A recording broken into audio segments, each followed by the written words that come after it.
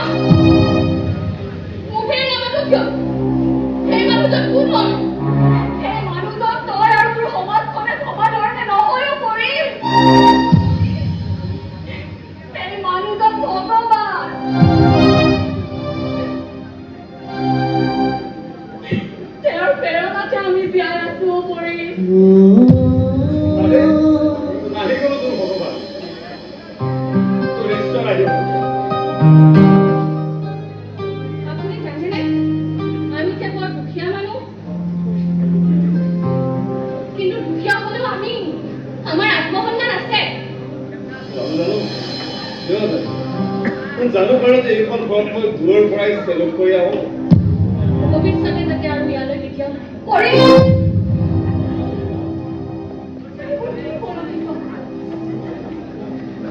সৰু ছোৱালীও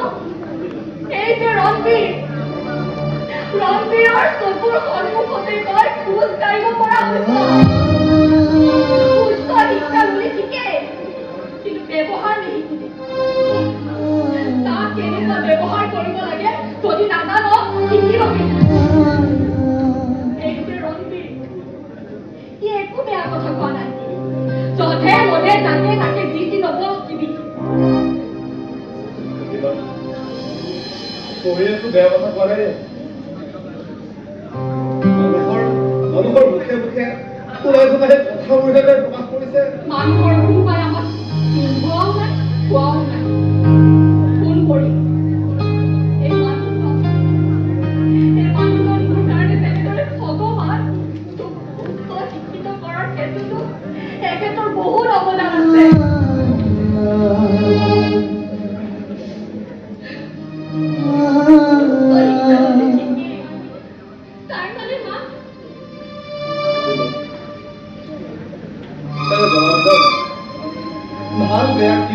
বুজি পায়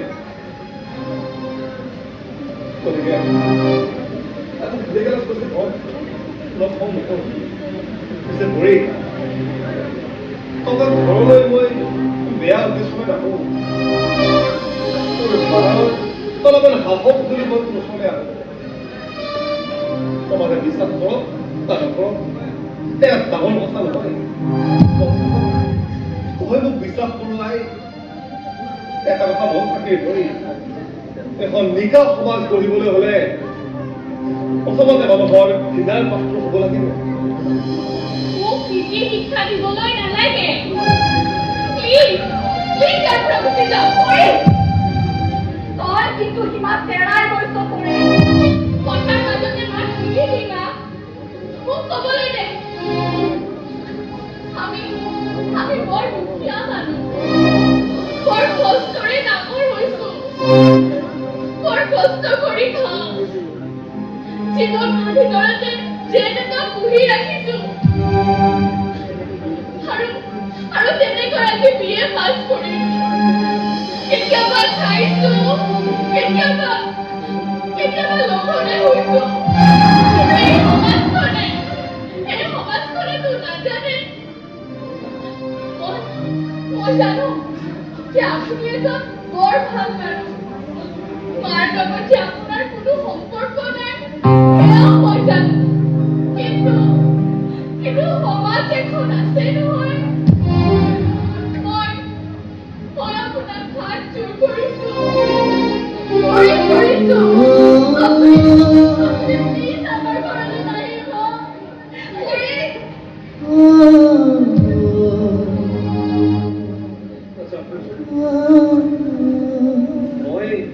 মই নাহিলে যদি ঘৰখনলৈ শান্তি ঘূৰি আহে মাহে যদি তোৰ বদনাম মুক্ত হয় তেনেহ'লে আজিৰ পৰা মই এইখন ঘৰলৈ আৰু নাহো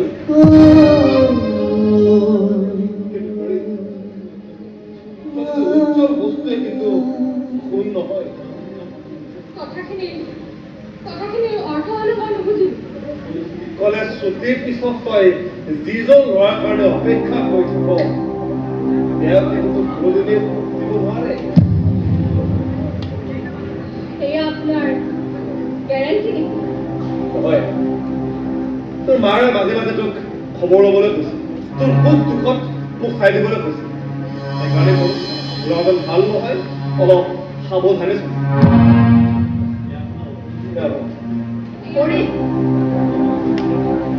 এই মানুহজনে তোৰ কেতিয়াও অন্যায় নকৰে কোনে সোমোৱাই দিলে এই মানুহজনৰ পৰা মোৰ একো শিকিবলগীয়া নাই মামা যদি কিবা শিকিবলগীয়া আছে তই শিকি থাক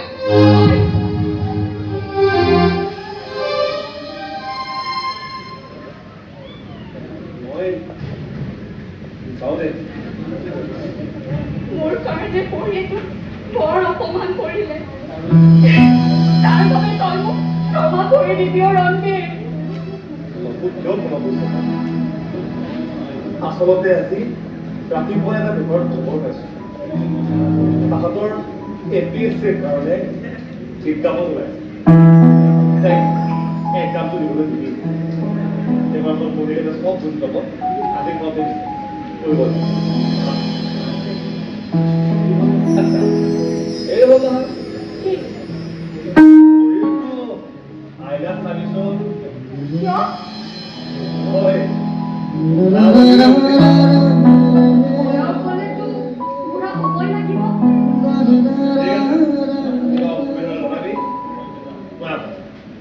হেৰি নহয় ৰঞ্জিত চুলিত কলা ৰং গহি কিমান দিন থাকিব তই বুঢ়া হৈ গৈছ মন কৰিছনে এয়াই প্ৰকৃতিৰ নিয়ম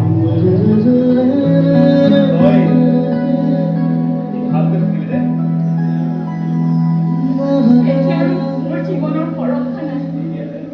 এই দেহাৰে মই আৰু কাকোৱে সুখী কৰিব নোৱাৰো ৰঞ্জিত মনতো আজিলৈ সুখী কৰিব নোৱাৰিলো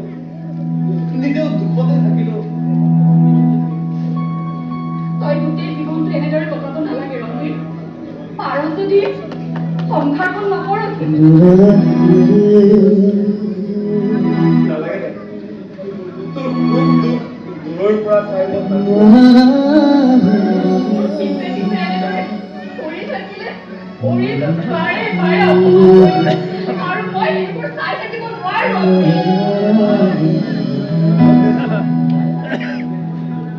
এনেকে যিমানেই কাকতি মাৰে কোনো সিমানেই খন্দে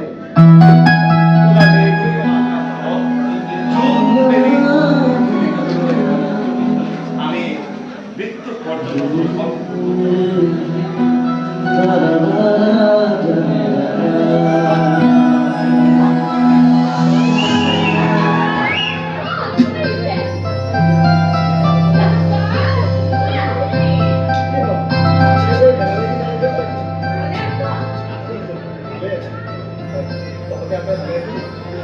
মোৰ ভালে আছে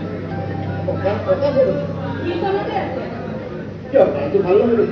ককাই আজিকালি বিচনাতে শুই থাকে আমি একেলগে গেৰেজ বৰ ভাল লাগে সদায় আমাৰ ঘৰলৈ আহি মাহি কৈ আজি আজি লৈয়ে ভালেই কৰিছ দে বাৰু তোমালোকে হাবি ফুৰা মই চাহকৈ চাহকণ বনাই আছো বঢ়িয়া মজা চাহ খাবলৈ বৰ ইচ্ছা কৰি আছে কেনেকুৱা আছে চাহ লোৱা ইচ্ছা থাকিলে সকলো হৈ যায় তাইক মাটি কৰাৰ কাৰণে মই সকলো কৰিবলৈ প্ৰস্তুত আছো তই পইচা সহাৰে মই মাজে মাজে তাইক পঢ়াৰ খৰচো দিছিলোঁ তাইক কিন্তু ঈশ্বৰে দয়া কৰিব সম্পূৰ্ণ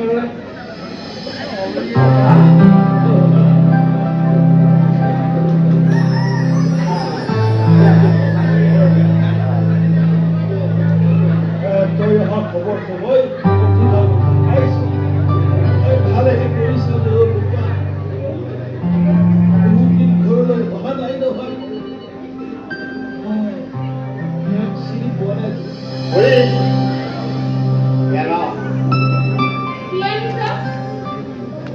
তই মোৰ পৰা যি বিচাৰিছিলি সেইটোৱে আনিছো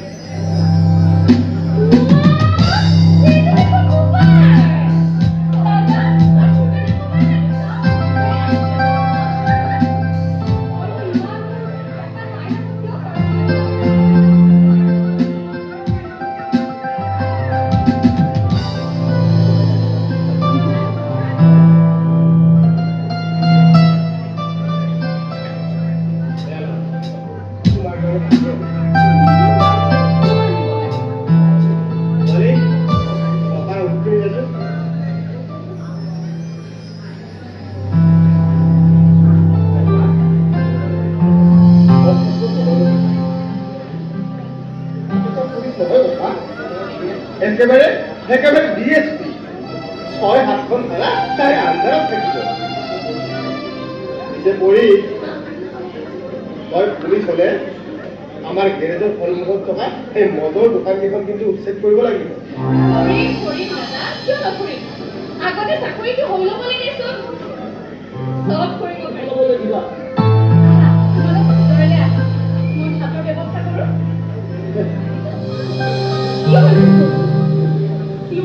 কি কৈ আছ তই আৰু নাতি লৰাই কিছু যুক্তিতৰ্ক কৰি চিঞৰ বাখৰ কৰিছে নাখাওঁ আমি ককাৰ লগত মাটি বাৰীৰ কিবা আমি আলোচনা কৰি ককা ককা সঁচাই মহাপুৰুষ অকল মহাপুৰুষে নহয় তেখেত মোৰ মনত এজন ভগৱান মোক মহাপুৰুষ ভগৱান বুলি নকবি ককাক যাওঁ নামত থকা সমস্ত পাতিবাৰী অৰি নামত কি কৈছ তই এয়া অসম্ভৱ অৰিক মাটি বাৰীবোৰ দিলে তই ক'ত থাকিবি হিৰো আৰু কৰি এতিয়া DSP তাই নিজে মাটি বাৰী কিনি ল'ব পাৰিব ককাৰ হৈ মইহে পৰিণাম বুলি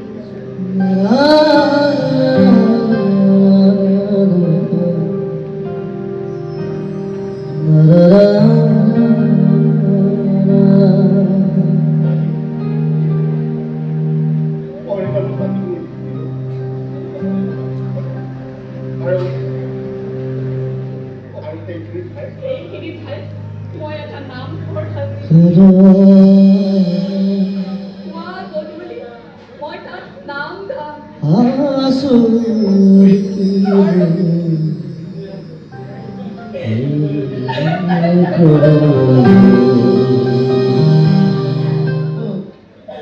কি হৈছে আপোনাৰ ইহঁতে আপোনাক মাৰিছে কিয় পিতা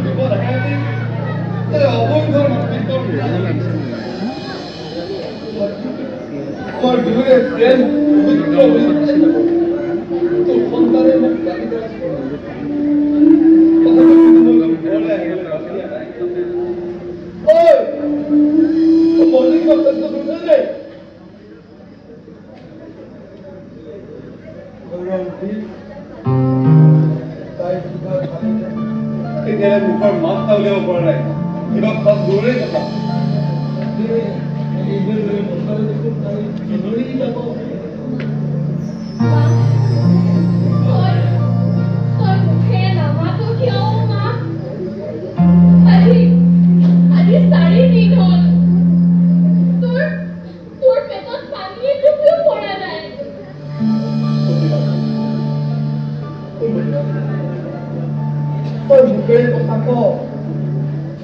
মানুহবিলাকৰ মুখা আৰু মুখখন খুলি পেলা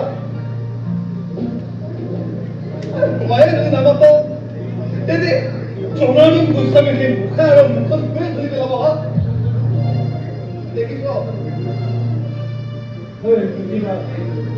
দেখিছ মহাজনৰ বাবে ৰাজ নিৰ্বাচনত জয় ধৰি দিয়ে আছে এই নির্বাচন মহাজন জয়ী হয় তেন্তে আমি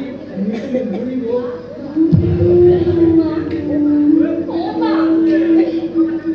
তোর কি হয়েছে তুই দেখুন কইছিলি মুখার আর মুখ কুরসিনাক্ত করি হাসতি বলে তুই যদি এনেকে থাকো মই কার হাসতি দিব মা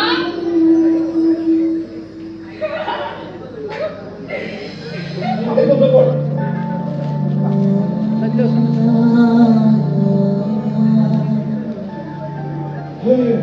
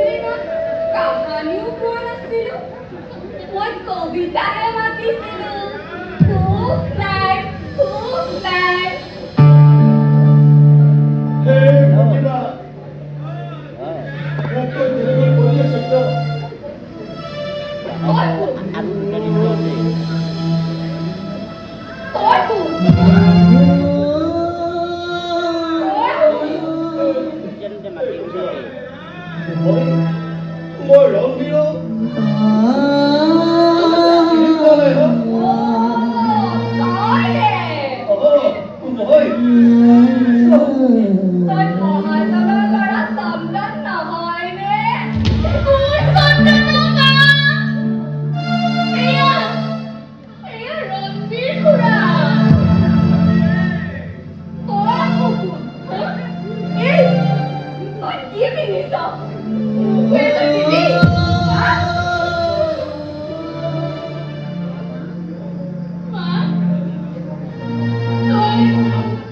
তই মোক চিনি পোৱা নাই সিহঁতে মোক বহুত মাৰিছে আকৌ সিহঁতে মোক মাৰিবলৈ আহিব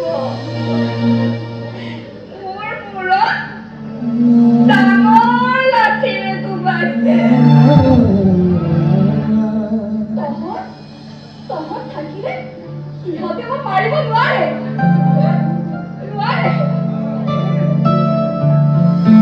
হে প্ৰভু, হে ভাগ্য বিধাতা, মোক আৰু ইমান শাস্তি কিয় দি আছা? মই আহো দেই মা তই আৰু কলৈ যাৱ ৰণবীৰ আহিলে মই যোৱা বুলি কবি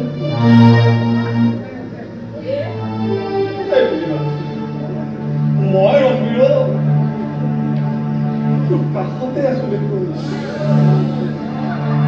মিছা কথা কবলৈ নাপায় নহয় তই মহাজনৰ চোৱা এলেকাহে তই কান্দিছ কিয় মোৰ এজনী ছোৱালী আছিলে নহয় শুনো শুনো মোৰ কলিজাটো মাৰিছে মোৰ দেহটো যা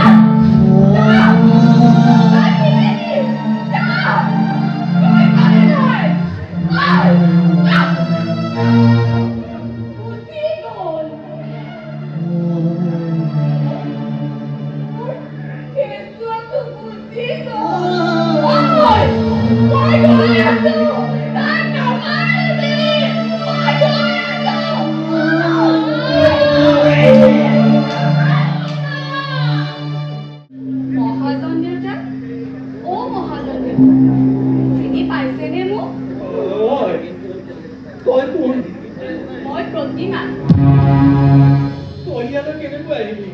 অকল ময়েই নহয় চাহ কোন আহিছে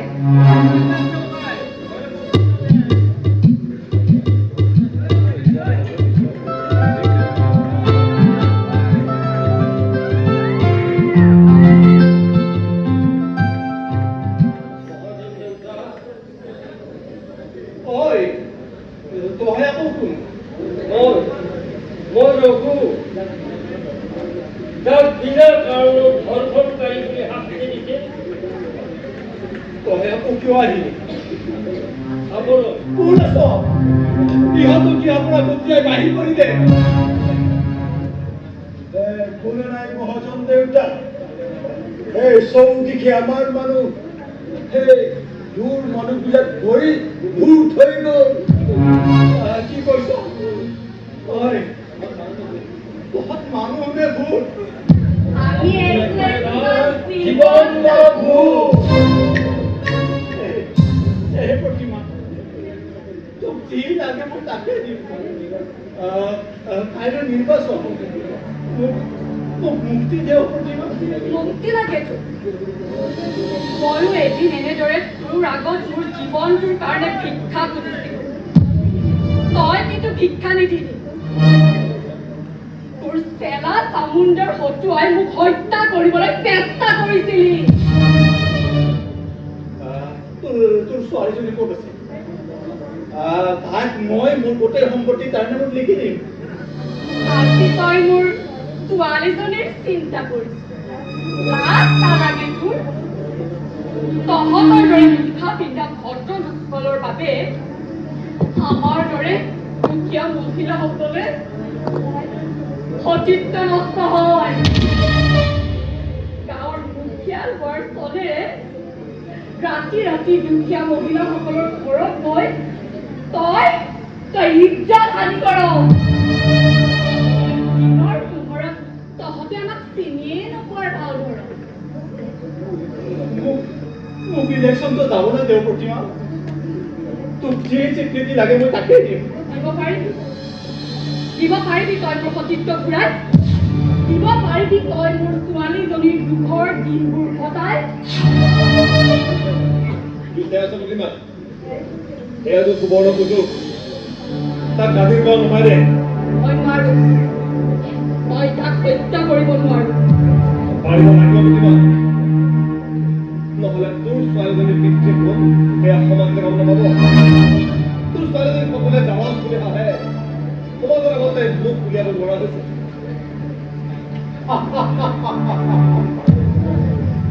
একো যোৱা নাবাঢ়িবি নহ'লে তহঁতক এটা এটা উলিয়াই মাৰিম হাতৰ পৰা বস্তু দে নহ'লে এতিয়াই মই বিদ্যা মাতি তোৰ এই কলংকৰ উঠিব পাৰিম আৰে মাত তোৰ বিদ্যা ইলেকশ্যন খেলৰ সুবিধাতে তহঁতে মোক ব্লেকমেইলিং কৰিছ নাই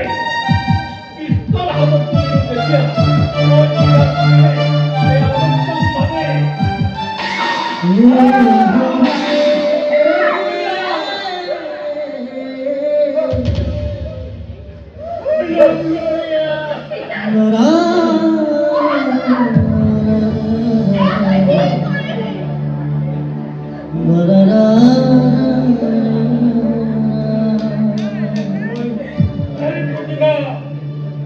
দেখিছ এই পলাল এই জগত পলাই হারিবি আমার মানুষ হারিয়ে ফিরে ঘুরি ঘুরিতে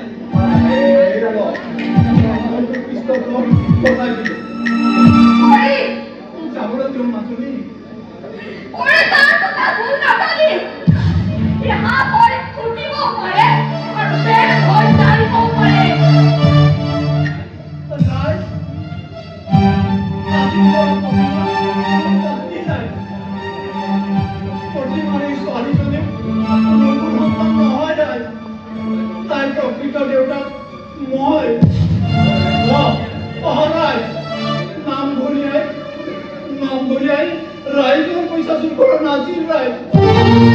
মোৰ ল'ৰা তনে নাম ঘূৰিয়া বদনামী কৰ চলেৰে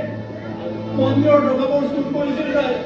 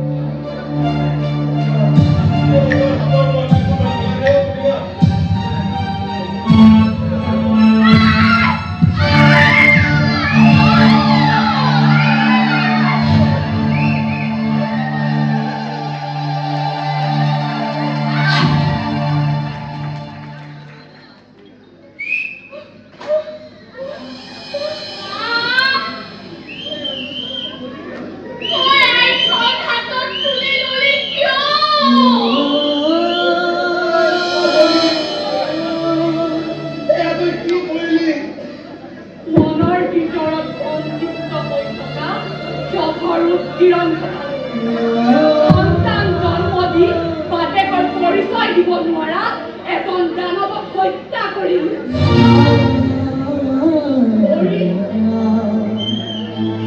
মই তাক মহাপুৰ কৰিলো আইনৰ বিচাৰত মই এতিয়া অপৰাধী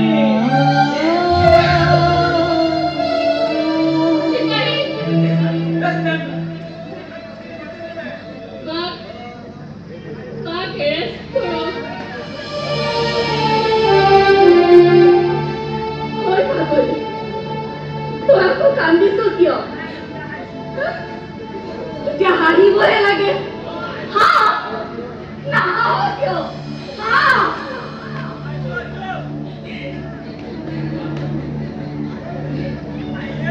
জেলত থাকিলে বিৰূপ খবৰ ল'বলৈ দেখি জীৱনটো বহুত সংগ্ৰাম কৰিলো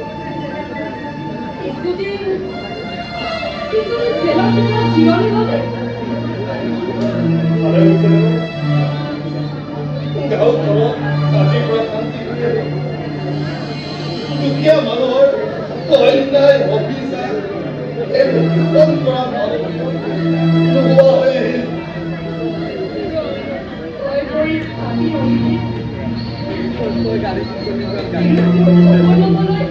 জেললৈ যাবলৈ দিবি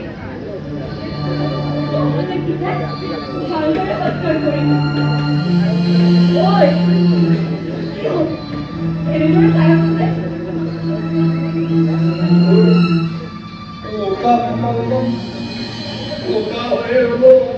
সেন্দুৰ অকণ দিবি জেলৰ পৰা কেতিয়াও উভতি আহো ঠিকটো নাই